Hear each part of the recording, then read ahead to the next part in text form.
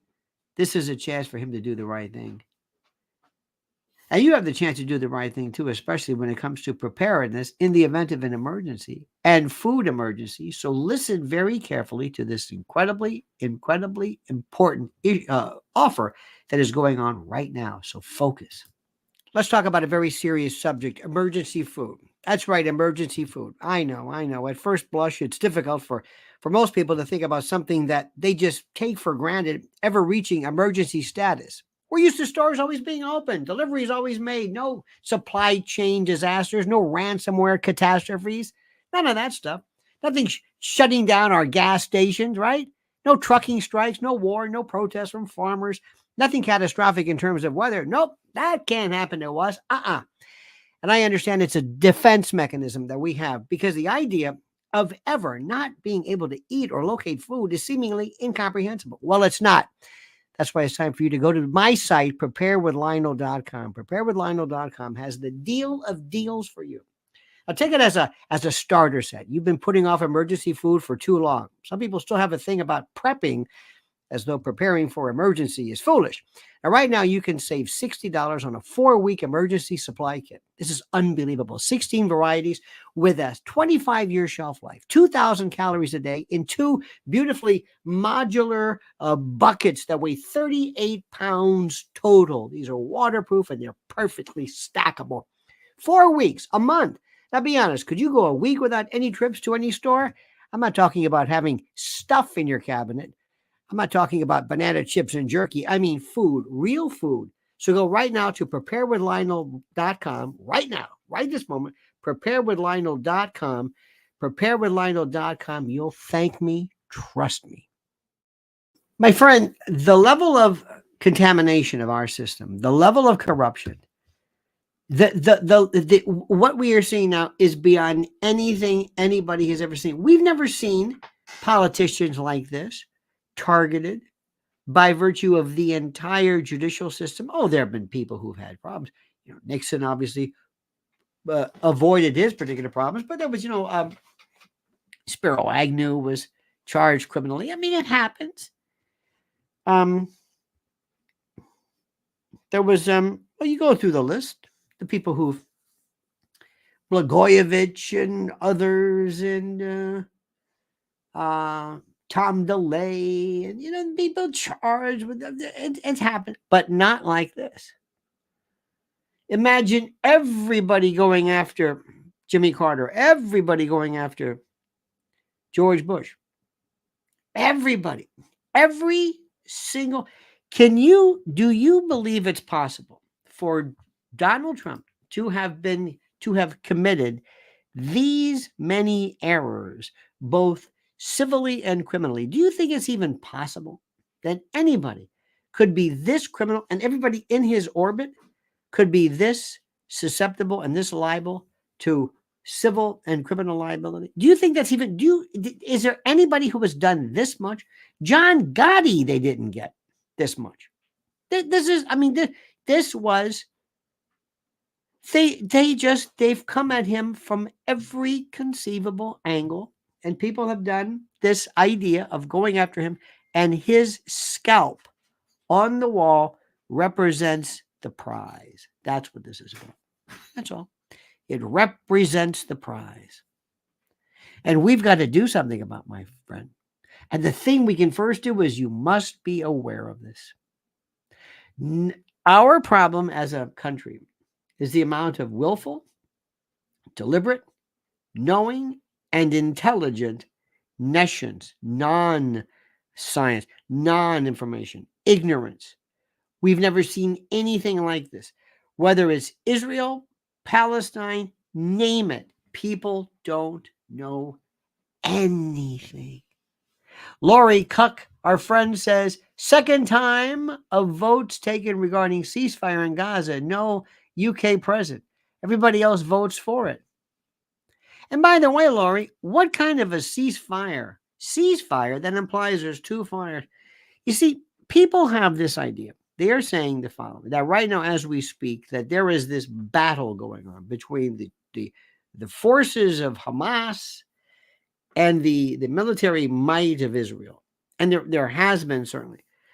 But what we are seeing right now, and even Prince William discussed this. He talks about the level of death and destruction of innocent people.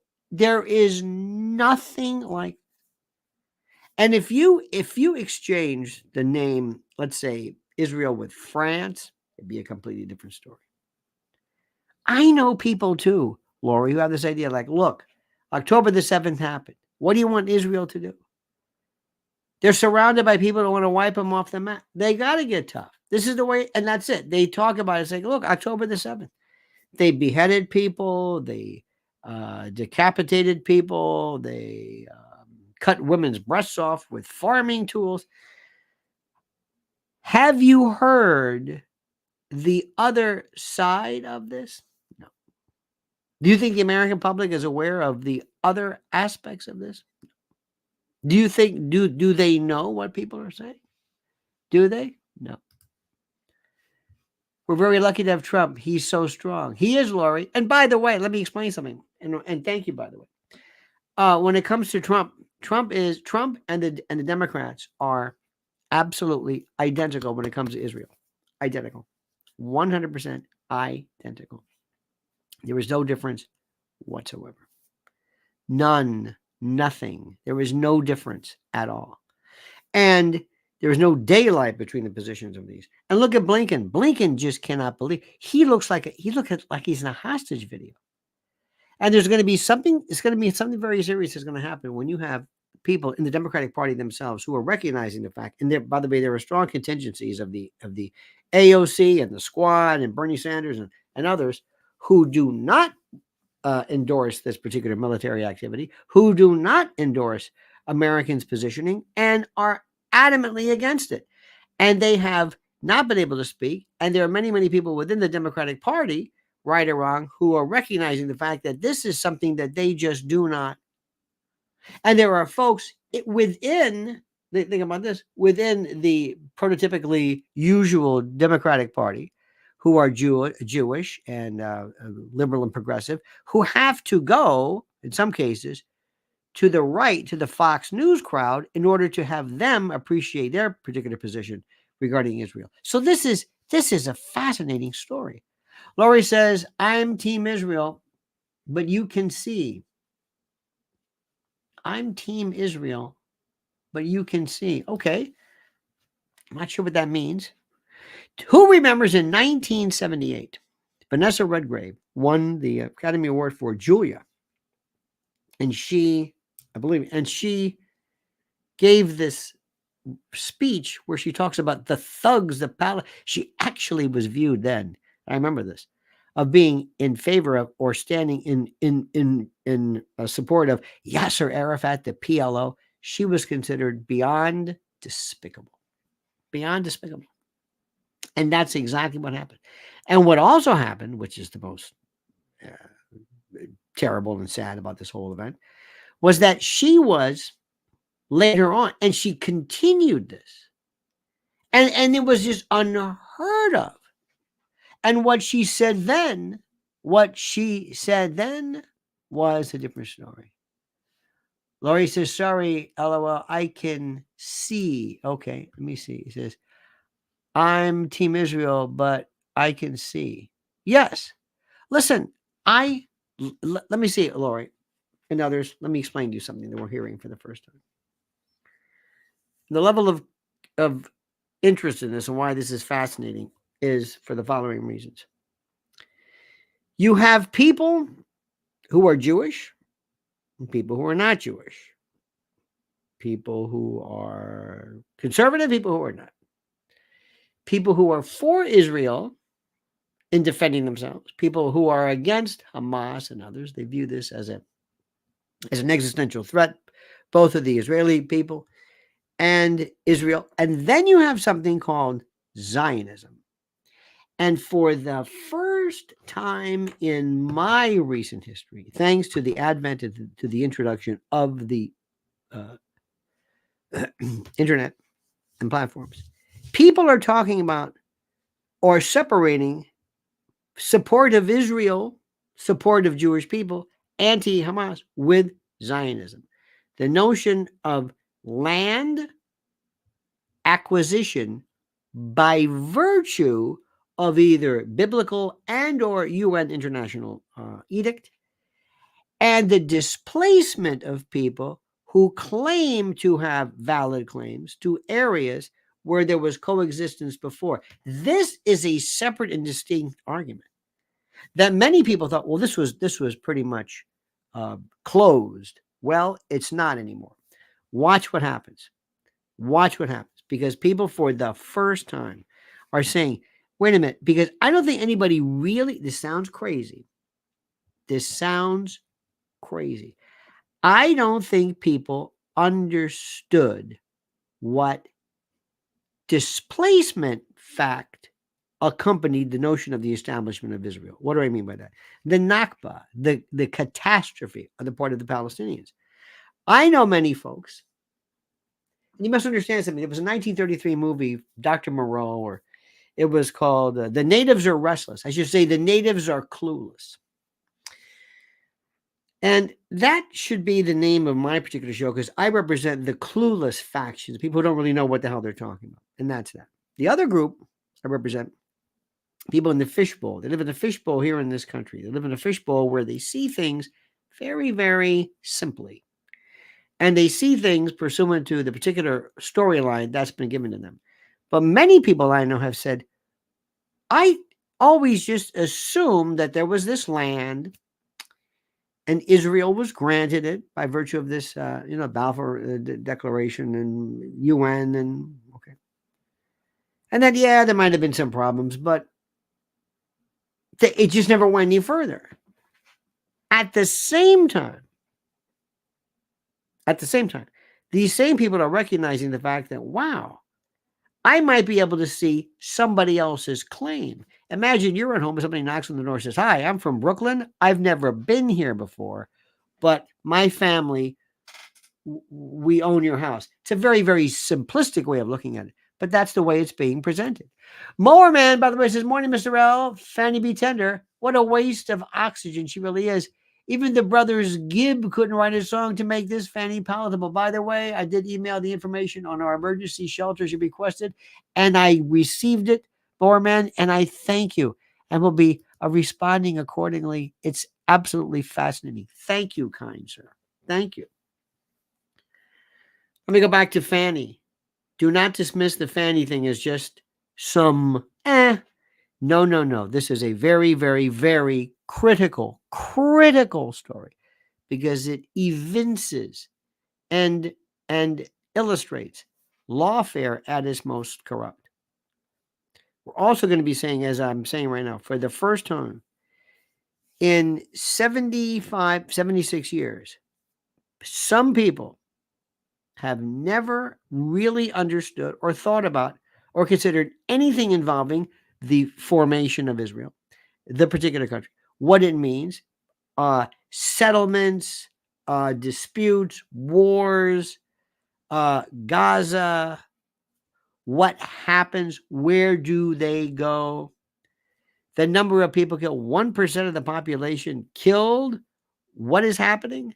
Imagine 3 million people, let's say, killed in our country. The numbers are staggering. And it's not out of anything other than, how do I say this? It's the fact that Americans, for the most part, have never, ever, they really don't know anything about it. And also, you are not anti-Semitic if you question Israeli policies, Israeli government policies. Haaretz is, if you read some of what their editorials have denoted, they're absolutely sometimes 100% antithetical to Likud and the war tribunals and Bibi and I don't think they have any way abnegated their Jewish roots or their faith. And it's very interesting because you don't see this. People love to complicate issues. And you're also hearing people on college campuses who, when they're saying something in support of Palestine, the question you have to ask is it indeed anti-Semitic, and it certainly can be, especially when there's any kind of threat involved. Threatening takes everything off the table, changes everything completely. But if somebody were to evince, were to articulate, were to enunciate a position that is pro-Palestinian, antithetical to the position, let's say the complete inverse of that which is pronounced by virtue of Israel, is that anti-Semitic? I would submit not necessarily so. But there's a blending of the two and an obfuscation. And that's what I talk about on my private channel. And that's what people have to realize. It takes a degree of time to get involved in this. So, my dear friends, I thank you immensely. I thank you more, man. Thank you so much. You were terrific. Lori Cuck, thank you. Thank you, our good friend Timothy Finley and Bill Starkey, our new member. We'll see you tonight, dear friends, at 7 p.m. usual time. Remember, as we always end these particular screeds and these addresses, the monkey's dead. The show's over. Sue you. Da, da.